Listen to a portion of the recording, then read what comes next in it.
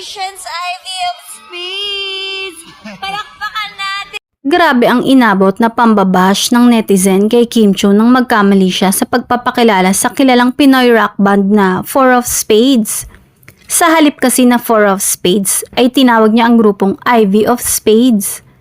Pinanggigilan pa ng ilang mahadera ang pangangatwiran niyang hindi talaga niya kilala ang grupo. May mga nagmamahadera namang inuudyukan siyang mag-seminar kay Vice pagdating sa hosting. Lumutang din ang isyu ng pagkukumpara sa kanya kay Ann Curtis na kahit nabubulol o di kaya'y nagkakamali ay madaling napapatawad ng mga tao.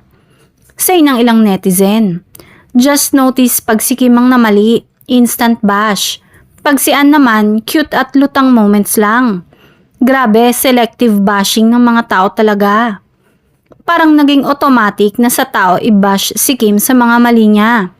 Ang hirap na maging artista sa ganitong audience. Bakit parang double standard?